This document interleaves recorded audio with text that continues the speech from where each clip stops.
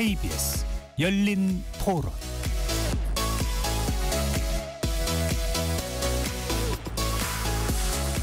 안녕하십니까. KBS 열린 토론 배종찬입니다. 이번 주 금요일에는 지적 호기심에 목마른 사람들을 위한 전방위 토크, 줄여서 지목전 토크로 준비했습니다. 전 세계 영화 팬들의 축제인 칸 영화제가 지난 13일부터 프랑스 현지에서 열리고 있는데요. 여성 감독과 신인들의 약진이 돋보였다는 평가 속에 경쟁 부분에서 한국 장편 영화를 아예 찾아볼 수가 없다고 합니다. 많은 팬들이 아쉬워하고 있는데요. 그런데 오늘 단비 같은 소식이 전해졌습니다. 허가영 감독의 단편 첫 여름이 영화학교 학생들의 작품을 대상으로 한 시네프 부분에서 1등상을 수상했다고 하는데요. 잠시 후 각기 다른 전공과 개성, 지식을 가진 세 분의 패널과 함께 올해 칸 영화제와 한국 영화를 주제로 흥미로운 영화 이야기 나눠보겠습니다. 참고로 잠시 후 8시부터 진행되는 대선 주요 후보 TV 토론 관계로 오늘 지목전 토크는 평소보다 짧게 진행될 예정입니다. 청취자 여러분들의 양해 부탁드립니다. KBS 열린 토론 지금부터 시작합니다. 치열한 토론 속에서 더 나은 세상을 찾아갑니다. 올바른 세상을 만드는 첫걸음.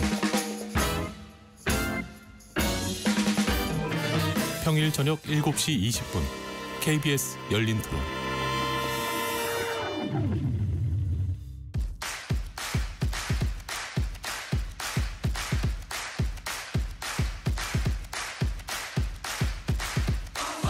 지적 호기심에 목마른 사람들을 위한 전방위 토크, 지목전.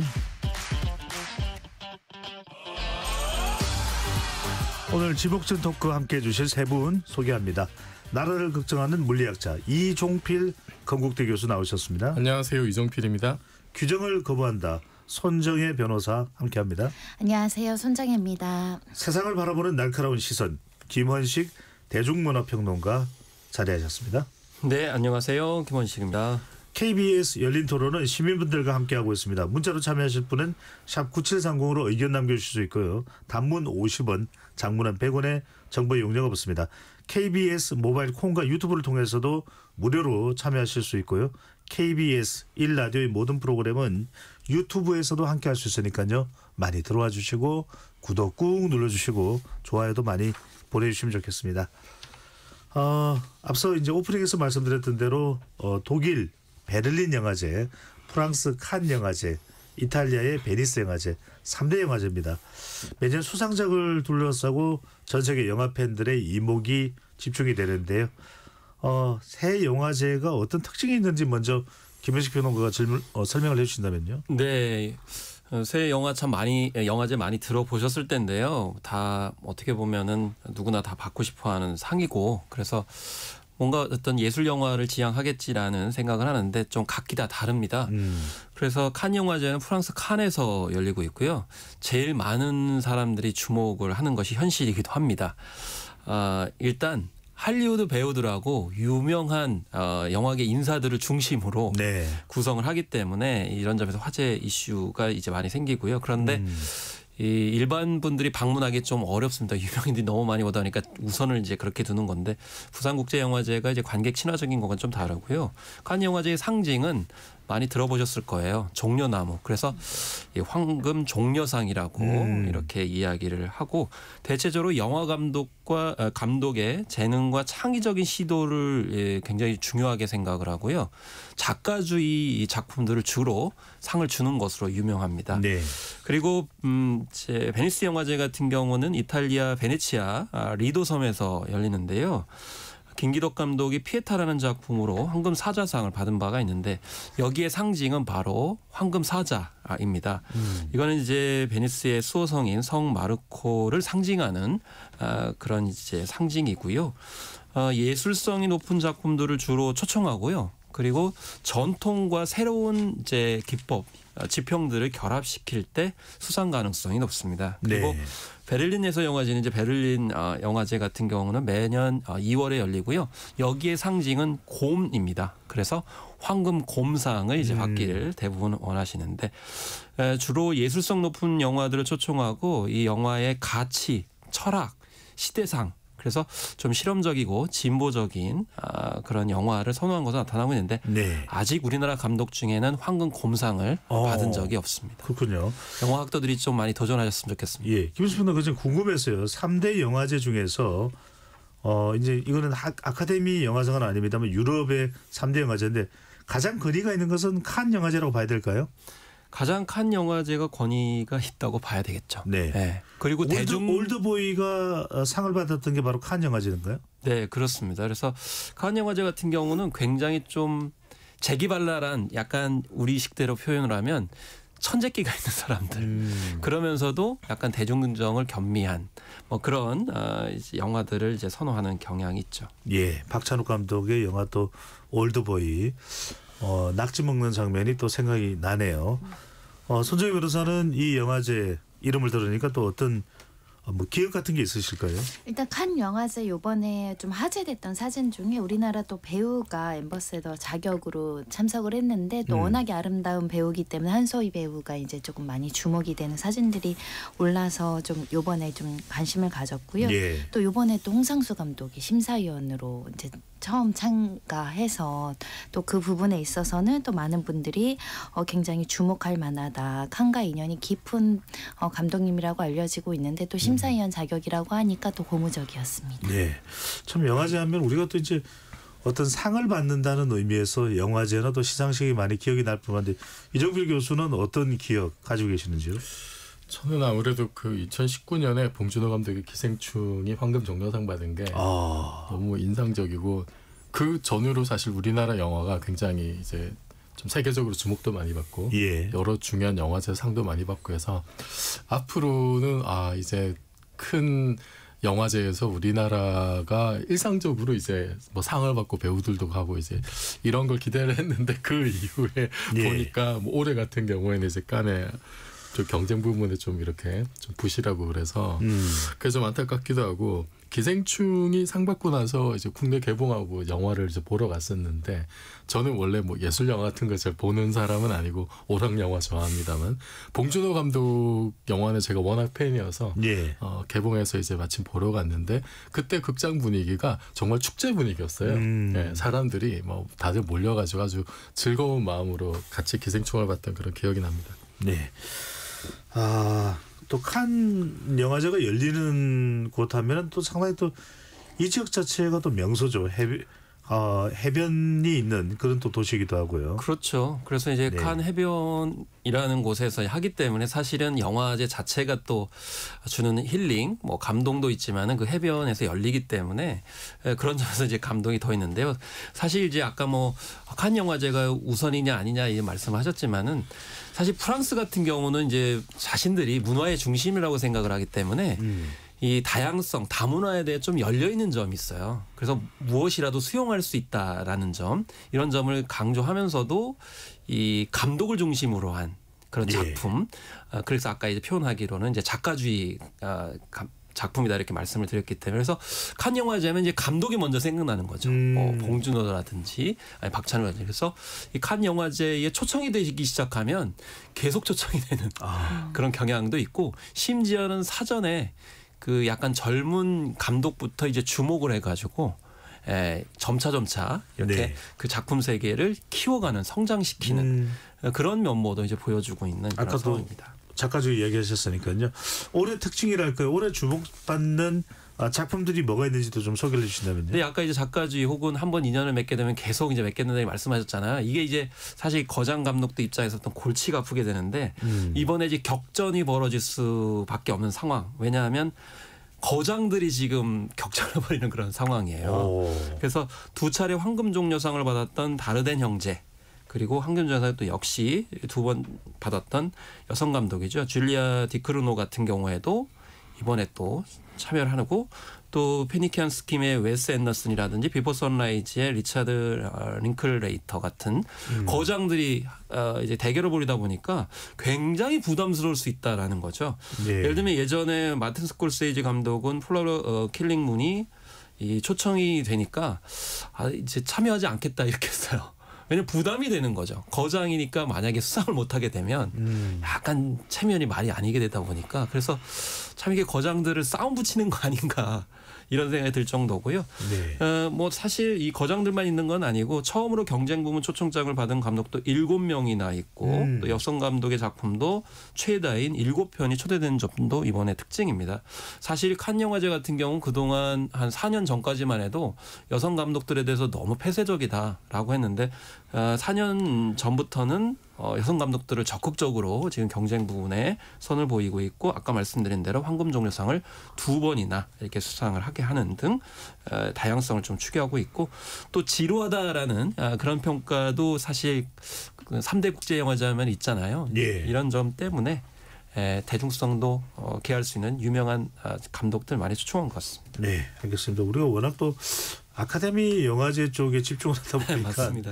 이런 유럽의 영화제에 대해서는 좀 관심도가 떨어지는 거 아닌가 싶은 생각 드는데 궁금해서 한번 좀 상식 차원에서 여쭤봅니다. 명예 황금 종려상이라는 것은 어떤 상을 말하는 겁니까? 사실 이제 명예가 들어가면은 그 본상과는 좀 거리가 있다라는 생각이 들잖아요. 그래서 이 세계 영화계에 큰 업적을 남긴 영화인들에게 주는 상이기 때문에 이거는 뭐 배우 감독을 다 통틀어 가지고 주는 것으로 이제 나타내서 주로 이제 배우에게 주는 경향이 많습니다. 그래서 약간 공로상 비슷하다고 봐야 되나요? 공로상이라고 볼 수가 있는 거죠. 그래서 조디 포스터라든지 톰 크루즈, 해리슨 포드, 뭐 메릴 스트립 등이 그동안 명예 황금 종려상을 받았고 이번에도 뭐 2명이 이제 언급이 됐었지 않습니까? 그래서 사전에는 뭐 이제 우리가 뭐 이제 예측하지 못했던 그런 로버트 드노리오가 이제 받았는데 근데 이것도 사실은 14일 날 발표가 됐기 때문에 한 명만 받는 줄 알았어요. 그런데 20일 날 갑자기 영화 상영이 이루어지고 있는 때에 덴젤 워싱턴이 이제 사실 자신이 출연한 영화를 보기 위해서 같이 상영하는 데 참여했다가 깜짝 발표를 해가지고 전혀 생각하지 못한 그 분위기 이것이 또 화제를 불러일으키게 해서 사실 뭐 명예 황금종려상 가지고도 참 칸 영화제가 흥미를 끌기 위해서 많이 애를 쓴다 이런 생각을 좀 하게 됐습니다. 아니 로버트 드니로 그러면은 인턴이라고 하는 영화도 상당히 앤 해스웨이와 함께 나왔던 영화도 인상적이어서 좀 원로다라는 생각이 듭니다만 대부 영화로도 또 익히 우리가 일찍이 알고 있는 배우이기도 한데 데인젤 워싱턴 그러면 이 사람 공로상을 받을 정도의 원로인가? 언뜻 이런 생각도 드는데 손 변호사님도 이 데인젤 워싱턴이라는 배우에 대한 알고 있는 뭐 이야기가 있으시다면요? 우리나라 분들은 더 이퀄라이저에 나오는 모습으로 기억하시는 분들이 좀 많지 않을까. 그리고 이제 시리즈물에서 다작을 했던 배우로 기억하고 있고 또 연배에 비해서는 또 강력한 액션을 보여주기도 하면서 좀 강력한 인상을 주다 보니까 한 번 보면 또 잊기 어려운 배우가 아닐까 생각이 들고요. 특히 흑인 배우 중에 조연급이나 어떤 이렇게 스쳐가는 역할이 아니라 실질적으로 굉장히 중요한 역할들을 계속적으로 맡음으로 인해서 한국 사람들이 이름은 잘 몰라도 저분의 얼굴은 안다. 마치 모건 프리먼을 모르면 안 되는 것처럼의 그런 주연 배우로서의 이미지가 강력하게 있기 때문에 그런 강렬한 인상이 또 많은 세계적인 팬들을 보유하고 있고 그러다 보니까 다작을 하지 않았을까 생각합니다.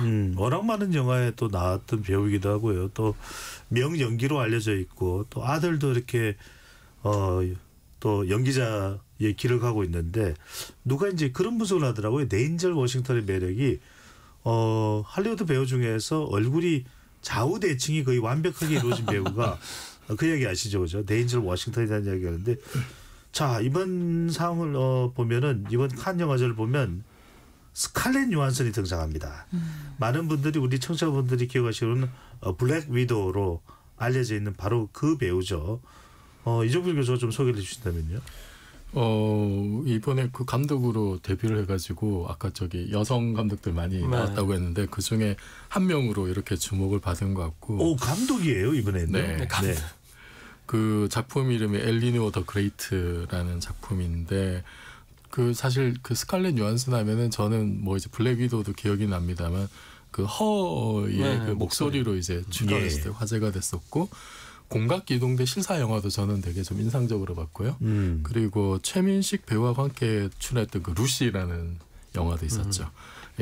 그리고 사실은 그 작년인가 그 오픈 AI에서 GPT-4O가 그 샘 알트만이 그 자기한테 허락도 받지 않고 목소리 썼다 그래가지고 또 이제 언쟁이 좀 붙기도 했었던 그런 배우인데 이번에 그 출품한 작품이 이게 그 플로리다에 사는 94세 여성이 이렇게 그 뭐 친구가 죽었는데 그 상실감을 어떻게 좀 극복을 하면서 뭐 뉴욕으로 가서 거기서 19세 학생하고 이렇게 뭔가 우정을 나누는 이야기라고 해요. 94세하고 19세면 굉장히 이렇게 한 두세 대 정도 멀리 떨어져 있는데 그런 인생 이야기인 것 같고 그래서 굉장히 좀 뭐 배우로서도 굉장히 훌륭한 배우인데 감독으로서도 아마 다재다능한 분이니까 감독으로서도 상당히 좀 기대할 볼만하지 않을까 싶네요. 네, 이번에 6분간의 또 상영장에서 또 극장에서 기립박수를 받았다고 그래요. 많은 분들이 또 이 마블 영화의 이 캐릭터로 알고 있습니다만 실제로는 아역 배우 출신이잖아요. 스칼렛 요한슨이 홈 언론, 나홀로 집에 3편인가요? 등장을 해서 또 많은 주목을 받았던 배우가 또 탄탄한 연기력을 어릴 때부터 가져왔던 쭉 이어왔던 배우가 또 스칼렛 요한슨인데 김현식 평론가 이번 이 칸 영화제를 보면은 발리우드 영화요 인도 영화에 대한 관심 이건 뭐 칸 영화제와는 또 무관하게 이 전 세계적으로 가장 많은 영화를 찍어내는 곳이 바로 인도판 할리우드라고 하는 발리우드 아닙니까? 네, 그렇습니다. 사실 뭐 인도 같은 경우는 워낙 인구가 이제 많은 그런 측면이 있고요. 그다음에 발리우드라고 할 만큼 영화 대국이기도 합니다. 근데 다만 그 작품들이 이제 사실 할리우드 영화들을 약간 패러디하는 영화도 상당히 많아가지고 그래서 좀 어떻게 보면 그 우리말로 얘기하면 이제 가짜 그런 작품이다 이런 혹평까지 듣는데 유사 작품이군요. 예, 그렇습니다. 근데 전반적으로는 인도 영화의 특징이 춤과 노래가 항상 많이 나오기 때문에 그러니까요. 거의 뮤지컬 같은 그런 느낌을 들고요. 우리하고 이제 정서가 조금 같은 거는 권선징악의 내용이 상당히 많기도 한데요. 근데 이번에 홈바운드라고 하는 인도 영화가 주목할 만한 시선 부분에 초청이 되면서 9분간 기립박수를 받았습니다. 그래서 이게 세계 최초로 이제 칸 영화제에서 공개가 됐는데 두 마을에 있는 소년들이 하나의 꿈을 위해서 이제 나아가는 내용이고 인간의 어떤 존엄성을 위한 투쟁의 내용이다라고 하는데 이제 자세한 내용은 좀 알려지지 않고 있는 그런 상황인데 어쨌든 인도 영화가 약진을 하고 있는 그런 이제 칸 영화제가 되었습니다. 네. 그래서 뭐 이제 실제 이것이 인도에서는 어떤 이름으로 상영이 됐는지 모르겠습니다. 한국에서 3명의 얼간이로 이제 공개가 됐던 이 인도 영화 상당히 또 많은 분들이 좋아하기도 했었죠. 아까 이제 이 손정혜 변호사가 이야기를 했습니다만 계속 이어서 김원식 변호사께 안 여쭤볼 수가 없는데 홍상수 감독이 심사위원회 선정이 됐나요? 이 심사위원회 한국인이 선정된 거 이거는 어떤 의미와 또 성과가 있는 것으로 봐야 될까요? 일단 칸 영화제 경쟁 부분에 심사위원이 된 건 이제 홍상수 감독이 처음은 아니고요. 그 앞전에 이제 한 5명이 있었습니다. 주로 이제 감독이 많았는데요. 감독으로는 이제 예전에 신상옥 감독, 이창동 감독이 심사위원으로 참여를 했고 그 뒤에 박찬욱 감독도 심사위원으로 참여를 했습니다. 배우로는 이제 전도연 씨하고 송강호 씨가 참여한 바가 있는데요. 어쨌든 이 칸 영화제 측은 국제적으로 많은 상을 받았던 홍상수 감독이 또 칸 영화제에 익숙하기 때문에 이제 뭐 선정을 했다 이런 얘기도 있지만 사실 그 홍상수 감독은 독특하게도 이 클레어의 카메라라는 작품을 통해서 칸 영화제를 등장시키기도 했습니다. 사실 어떻게 보면 굉장히 영리하다라고 생각이 드는데요. 2016년에 칸 영화제가 열리는 기간에 여기서 영화를 찍었습니다. 사실 아시다시피 홍상수 감독은 굉장히 즉흥적으로 시나리오를 집필하기로 유명하고 그 자리에서 또 좁은 공간에서도 영화를 찍기로 유명한데 이때 이제 만이라고 하는 인물이 이제 김민희 씨가 했던 여자 주인공인데 이 여자 주인공이 한국에서 카페에서 해고가 된 다음에 프랑스 칸으로 가서 이제 사진을 찍어요. 근데 거기서 파트타임 교사 이제 만나게 되면서 사진에 대해서 교감하는 내용을 담고 있기 때문에 그래서 칸 영화제가 직접 등장하는 그런 영화를 찍은 게 아마 좀 여러 가지 그런 상황들을 고려해서 그런 게 아닌가라는 생각이 들고 그렇다고 해서 이제 뭐 그런 단순 인연뿐만이 아니고요. 홍상수 감독은 2004년 여자는 남자의 미래다를 비롯해서 2005년 극장전 또 다른 나라에서로 2012년 또 2017년은 그 후로 칸 경쟁 부분에 후보에 오른 바가 있고요. 1998년으로 거슬러 올라가서 이제 강원도의 힘이라든지 2000년의 수정 또 2010년에 하하하 또 2011년에 북청 방향 등 여러 작품이 칸 영화제에서 주목할 만한 시선이라든지 감독 주관에 초청이 된 바가 있습니다. 그래서 앞서서 말씀드렸듯이 이게 주목할 만한 시선, 감독 주관 이게 이제 비경쟁 부분인데 그러다 이제 경쟁 부분으로 이제 다시 또 초청하기도 하고 그래서 칸 영화제는 이제 주목한 감독들을 계속 이런 식으로 이제 초청을 하고 이제 시상을 하고 또 나중에 명예 이제 황금 종려상까지 주는 그런 수순으로 가는 거죠. 네. 오늘 뭐 많은 분들이 또 왜 이 주제를 이제 영화제로 잡았나 생각하시는 분들도 계실 것 같아서 설명을 드리면 칸 영화제의 또 한국인과 관련된 부분이 있어서 오늘도 우리 제한된 시간 내에 좀 집중적으로 소개를 해드리는 의미가 있겠습니다. 자, 김은식 평론가 온 김에 궁금한 거 여쭤봐야 될 것 같아요. 이번에 자, 칸 영화제 황금 종려상을 어떤 작품이 타게 될지 또 남녀 배우 주연상은 누가 될지 미리 좀 짚어주신다면요. 그래서 이게 정보가 사실 지금 굉장히 조심스러운 부분이 있는데요. 근데 프랑스 칸 영화제에서는 하나의 좀 상징 같은 신호 같은 게 있는데 어떤 거냐면 기립박수가 가장 길수록 상을 받을 가능성이 높다는 속설이 있어요. 근데 왜냐하면 현장 관객들이 받는 감동의 깊이가 이제 더해지는 거인데요. 앞서서 뭐 7분 정도 9분 정도 나온 사례도 말씀드렸습니다마는 지금 요아킴 트리에르 감독의 신작인 센티멘탈 밸류가 무려 15분 동안 기립박수를 받았어요. 그러니까 다른 작품보다 한 2배 이상 받았기 때문에 그래서 10분을 넘기기가 힘든 것이 칸 기립박수인데 15분은 굉장히 길기 때문에 이게 내용이 뭐냐면요. 아버지와 딸이 있는데 어머니가 이제 세상을 떠나고 나서 사이가 틀어져 가지고 한동안 안 만나다가 감독과 배우로 다시 만납니다. 그래서 어색한데 만나긴 만났는데 약간 이제 반가운 모습을 그래도 보여줘야 되잖아요. 근데 갑자기 아버지인 감독이 어머니 죽음에 대해서 같이 작품을 하자고 합니다. 사실 아버지에 대한 기억이 별로 안 좋은데 어머니의 죽음을 가지고 하려고 하니까 거기서 이제 갈등이 벌어지게 되는데요. 자, 이 내용 여기까지는 좀 말씀을 드리겠고 그래서 주연 여배우가 아마도 이 연기상을 받지 않을까 이런 생각이 지금 들고 있는 그런 상황인데요. 재밌는 기준을 말씀해 주셨네요. 기립박수가 긴 작품이 작품상 또 남자 주연상의 물망에 상당히 올라갈 가능성이 있습니다. 기생충은 기립박수 몇 분간 받았죠? 그래서 기생충도 상당히 오래 받은 거로 제가 알고 있습니다. 예, 궁금해서요. 자, 이번 영화제에서 또 빼놓을 수 없는 것이 다양한 화제가 또 레드카펫 이 배우들이 또 감독 이 영화제 관계자들이 쭉 걸어가게 되는 것이 바로 이 레드카펫인데 소 변호사님 이번에 레드카펫에 주목받은 인물도 있고 또 복장 규제로 인해서 또 논란이 되기도 했다면서요. 그러니까 복장 규제 같은 경우는 이제 레드카펫에서 누드 규제, 그러니까 과다한 노출을 좀 규제하겠다라고 이야기를 해서 이거 좀 개인의 어떤 표현의 자유를 침해하는 거 아니냐, 과도하다라는 논란도 있었고요. 또 이것뿐만 아니라 다른 규제, 예를 들면 너무 볼륨이 크다거나 이동 그 교통에 좀 방해되는 옷차림도 좀 규제한다라고 했는데 일단은 영화제 입장에서는 이 영화제 본질보다 항상 이렇게 레드카펫에서 노출이 가한 의상을 입고 오거나 하면 영화제 본연의 본질과 다른 부분에도 주목이 된다거나 또 의상 때문에 좀 다른 사람들한테 민폐를 끼치는 일이 있다 보니 이렇게 복장 규제를 한다. 이런 부분에 있어서는 조금 주목이 있는데 우리나라에서도 항상 레드카펫에서는 배우들이 특히 이제 좀 드레스, 어떻게 보면 아름다운 드레스이기도 하고 좀 노출이 가하다라는 평가도 있는데 양 가지의 이제 시선으로 바라보시니 분들이 많았던 것 같습니다. 이것도 참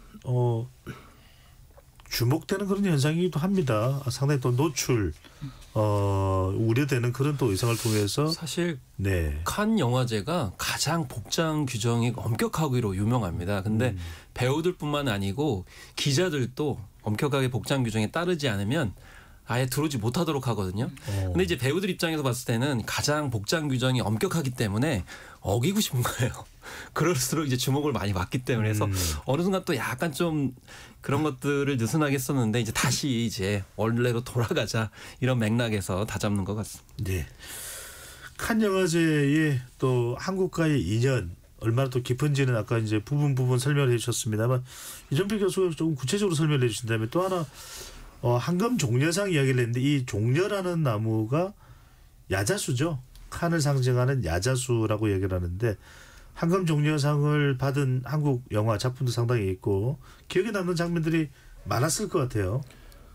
칸 영화제 하면은 뭐 당장 떠오르는 게 깐느박이라고 네, 박찬욱 감독이 뭐 떠오르고 예. 2004년에 올드보이가 심사위원 대상 그랑프리라고 하죠. 요게 이제 뭐 황금 종려상 다음으로 이제 비중이 높은 그 상을 받아서 전 세계를 깜짝 놀라게 했던 그러니까 아직까지도 제 마음속에서는 이게 황금 종려상만큼이나 상당히 좀 인상적이었던 그 올드보이가 뭐 우리나라 영화뿐만 아니라 다른 뭐 헐리우드 영화에게까지 뭐 액션 장면이라든지 이런 거 엄청나게 영향을 사실 많이 끼쳤잖아요. 장도리 씨 생각이 납니다. 예. 그 아주 명장면이었고 그래서 그 김원식 평론가의 얘기를 듣다 보니까 깐느 영화제의 특성상 박찬욱 감독을 좋아할 수밖에 없겠구나. 그렇죠. 굉장히 천재적이면서 좀 도발적이고 실험적이고 그래서 2009년에는 이제 박지가 또 심사위원상 받았고 요게 이제 뭐 말하자면 3등상 정도 된다고요. 그리고 재작년 헤어질 결심으로 감독상도 받기도 했었고요. 예.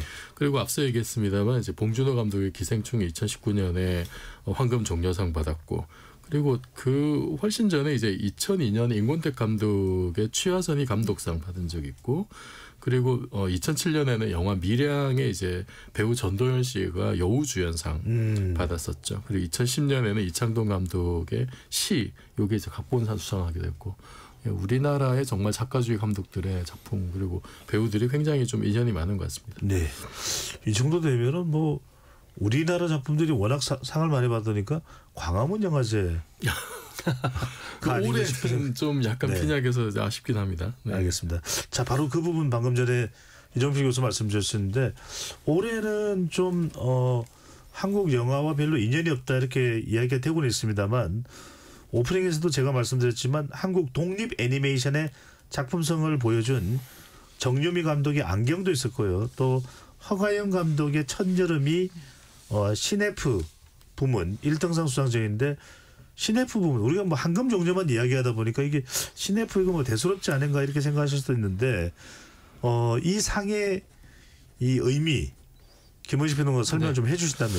그래서 라 시네프는 예전에 이 시네 파운데이션이라고 불렀는데요. 이게 영화학교 학생들이 만든 작품을 대상으로 한 또 다른 경쟁 부분입니다. 이제 주요상은 아니지만 그래도 미래의 영화학도들한테는 굉장히 중요한 거죠. 그러니까 아까 말씀드렸듯이 떡잎부터 이제 알아보는 거죠. 예. 그렇기 때문에 이번에 허영 감독이 이렇게 첫 어쨌든 뭐 1등상이라고 해서 수상했기 때문에 이 감독을 굉장히 미래에 잠재 역량이 충분한 뭐 아까 이제 천재기도 말씀을 드렸습니다마는 그런 대상자로 이제 찍은 거죠. 그렇기 때문에 앞으로 지켜봐야 될 감독이다라는 점 무엇보다 중요하지 않나 싶습니다. 네. 이 이야기를 세 분과 좀 오늘 또 토론을 해봐야 될 이야기가 왜 이제 이 칸 영화제 이야기를 꺼내냐면 지난해까지는 한국 영화 좀 융숭했다라는 이야기를 합니다. 근데 K 시네마가 되겠죠. 근데 올해 들어 좀 상당히 침체한 거 아니냐. 좀 흥행하고 있는 영화도 잘 없기도 하고 작품성에 대해서도 물론 이제 봉준호 감독의 작품이 전 세계적인 이 규모로 이제 또 개봉이 됐지만 별다른 또 흥행 성적을 올리지 못한 부분도 있고 자, 세 분은 어떻게 평가를 하는지 먼저 손 변호사님.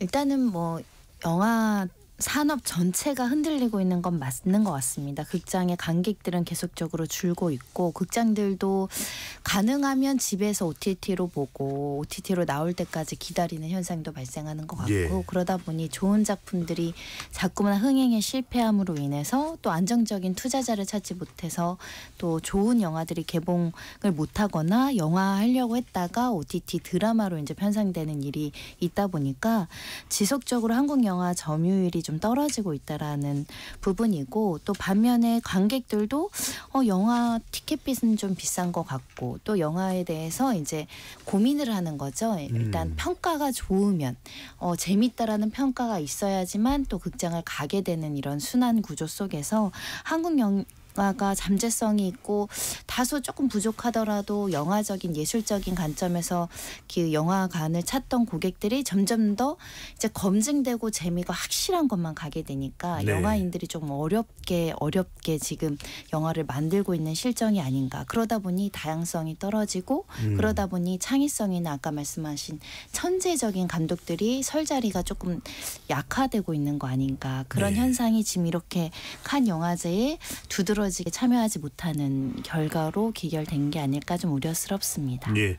OTT라고 하는 형식을 통해서도 계속해서 우리 창작 또 창의성이 살려서 나가야 되겠지만 이 시네마라고 하는 극장 개봉 영화도 우리가 절대로 소홀히 해서는 안 될 텐데요. 이종필 교수는 어떤 생각이신지요? 그러니까 이게 OTT 영향으로 우선은 제작비가 엄청나게 이제 높아졌고 배우들 몸값도 높아졌고 그런 것이 영화뿐만 아니라 드라마에도 영향을 끼쳐서 사실 뭐 공중파에서 그 제작하는 드라마 편수 상당히 줄었다 그러잖아요. 그래서 이게 지금 전반적으로 영상 산업에 여러 가지 큰 영향을 끼치는 것 같아요. 그래서 뭐 사실 헐리우드만 해도 또 보면은 거기도 이제 마찬가지 제작비가 높아지는데 소재 고갈되고 그래서 뭐 마블이나 백설공주 이런 거 완전 쫄딱 망했다 그러잖아요. 예.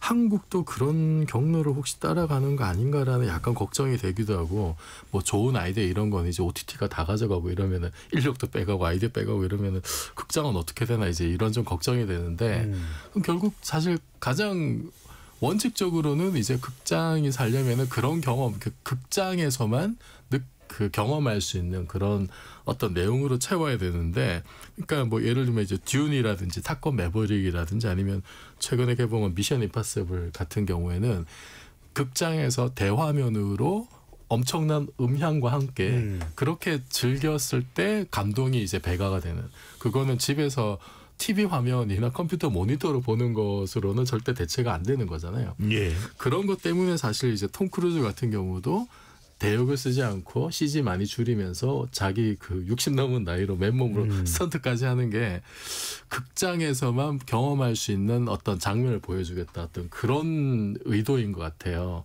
근데 사실 또 그렇게 가려면은 굉장히 제작비가 또 많이 들어가야 되는 그런 또 문제도 있긴 합니다만, 그 사실 우리나라 영화 중에서 하얼빈 같은 경우에 그런 어떤 그 장대한 어떤 풍경을 주기 위해서 상당히 노력을 많이 했는데 뭐 여러 가지 서사라든지 이런 것 때문에 좀 이게 불균형적인 면에서 관객들이 이렇게 좀 호불호가 엇갈리긴 하더라고요. 흥행을 하지는 못했죠. 네. 그리고 이제 승부 같은 경우에도 굉장히 예상보다 굉장히 이제 잘 나온 작품이라고 했는데 생각보다 빨리 이제 OTT로 이제 가버린 경우도 있고, 이게 수익률이 아마 좀 문제가 됐던 것 같은데, 그래서 결국은 극장만이 줄 수 있는 경험을 어떻게 우리가 지금 확보를 할 거냐, 이 변화된 시대에 그 고민을 좀 해결해야 될 것 같아요. 네. 이종필 교수의 전공 분야가 물리학이 아니라 영화학은 아니죠. 네. 영화는 취미로 상당히 전문적인 이야기를 또 분석적으로 해주셔서 잘 들었습니다. 김현식 평론가. 한때 진짜 이 아시아를 넘어 세계 시장으로 갔던 것이 홍콩 영화잖아요. 그런데도 불구하고 홍콩 영화 시대가 가라앉아 버린 그 배경이 바로 결과적으로는 식상한 나중에 이제 컨텐츠가 쏟아졌다는 것인데, 어떻게 진단하고 계시는지요? 네, 일단은 아까 이제 봉준호 감독, 뭐 박찬욱 감독, 홍상수 감독 많이 말씀하셨잖아요. 사실은 이 사람들을 넘지 못한 부분이 크나크다라는 거죠. 사실 기생충 같은 경우도 이미 6년 전이고 기획 단계까지 치면 이미 10년 전 얘기입니다. 그리고 이분들 청춘 시기가 이미 90년대잖아요. 근데 그 뒤에 세대 계승을 못한 거죠. 이번에 이제 놀라웠던 거는 일본 감독들이 대거 칸 영화제에 진출을 했습니다. 예. 근데 이 감독들의 나이대가 1970년대 중후반입니다. 그러니까 지금 한국 영화의 중간 허리라고 해당을 할 수 있는 그 이상이 될 수 있는 1970년대 감독들이 잘 보이지가 않는다는 거죠. 그 이후에 80년대, 90년대생은 말할 것도 없고요. 그래서 우리가 쌓았던 어떤 영화적인 성과를 넘어서는 그런 것들이 있어야 되는데 그렇지 못했다는 점이고요. 두 번째로 말씀드릴 것은 지금 영화의 흐름이 뭐 유럽의 예술 영화냐, 뭐 미국의 아카데미처럼 대중 영화 이 흐름을 넘어서고 있습니다. 그러니까 우리가 이제 예술 영화제에서 아까 말씀드린 어떤 역량을 보인 감독들을 중단편 영화제에서 그 대형 제작비를 줘가지고 시스템을 통해서 그 역량을 펼칠 수 있도록 하면서 대중적인 작품을 만들어내는 형태로 지금 흐름이 가고 있거든요. 예. 근데 우리는 이런 연계 효과를 잘 보여주지 않는 거죠. 해외 유수의 그런 영화제에서 우리 젊은 감독들이 많이 수상을 하고 있거든요. 그럼 만약에 해외라고 그러면 재능 있는 혹은 역량 있는 새로운 시선을 갖춘 감독들한테 기회를 주는 거죠. 그리고 거기에 뭐 요즘에나 촬영가는 음악 감독에서 다 굉장히 세분화돼 있습니다. 그래서 총 감독을 할 수 있는 역량을 가지고 있는 감독을 세워놓고 그 시선으로 그걸 조합하는 역할을 하는 거거든요. 근데 우리는 아직 작가주의 쪽에 있으면서 대중성과도 잘 호흡을 받지 못하는, 그러면서 멀티플렉스에 너무 의존하는, 그러면서 새로운 어떤 신예 감독들을 이제 잘 보듬지 못하는 그런 상황이 된 거다. 그래서 작년에도 경쟁 부분에 아무도 진출하지 못했고 예. 올해도 진출하지 못했는데 내년에는 박찬욱 감독이 어쩔 수가 없다. 나홍진 감독이 호프로 돌아오는데 이분들도 사실은 젊은 신예 감독들은 또 아니거든요. 그런 이런 세대 계승 문제를 우리가 심각하게 좀 생각해 봐야 될 필요성이 있겠습니다. 알겠습니다. 너무 섣부른 우려일 수도 있습니다. 하지만 K-시네마의 경쟁력, 앞으로 우리가 K-콘텐츠의 중추로 또 계속 가져가야 되는데 어떤 인식은 분명히 필요하다고 봐야 할지요, 손 변호사님. 일단은 국가적인 관점 그리고 영화인들의 어떤 절실함이 조금 더 각성이 될 필요성이 있는 것 같습니다. 결국은 말씀하신 것처럼 신예 작가들, 신예 감독들이 성장하지 못하는 것은 투자를 받지 못하고 후원을 받지 못하는 일인데, 결국 그거는 상업성, 이 작품을 이 사람한테 투자해서 손익분기점을 넘길 수 있는 것인가의 기점에서 주저하게 되면서 이제 창작성이라든가 이 도전 정신들이 좀 훼손되고, 그러다 보니까 관객들이 많이 들어오는 장르에만 집중적으로 투자돼서 결국 대작만 만들어지고 상업성에 이제 초점이 되는 게 아닐까 생각이 들어서 국가적인 차원에서의 지원도 좀 필요한 것 같고요. 영화인들 자체에서의 좀 각성도 필요한 것 같습니다.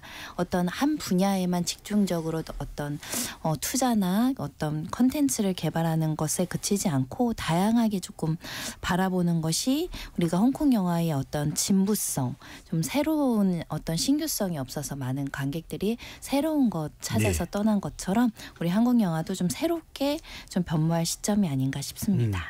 이 교수님 한 1분 정도 시간이 남았는데 관객들도 영화 산업의 지속적인 성장을 위해서 좋은 영화라면 좀 적극적으로 극장도 가야 되지 않을까요? 예. 제가 최근에 본 영화가 야당이었는데요. 뭐 흔한 마약 이야기인데 소재가 굉장히 참신해요. 참신하고 강하늘 배우의 연기가 미쳤습니다. 아주 남자가 봐도 너무 멋있게 나오고 이런 건 극장 가서 꼭 뭐 볼만하지 않는가. 그리고 사실 또 희망적인 것 중에 하나가 미국에서는 한국에서 만든 애니메이션 킹 오브 킹즈가 굉장히 흥행이라고 하죠.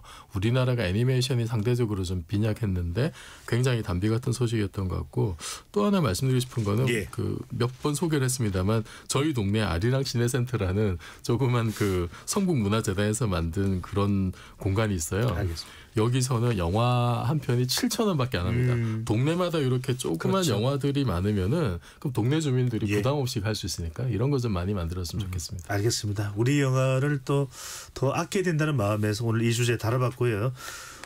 KBS에서 이어서 또 대선 TV 토론입니다. 그래서 오늘 줄어든 시간 양해 부탁드리겠습니다. KBS 열린 토론 이것으로 마무리하겠습니다. 세 분 토론 고맙습니다. 감사합니다. 지금까지 KBS 열린 토론 배종찬이었습니다.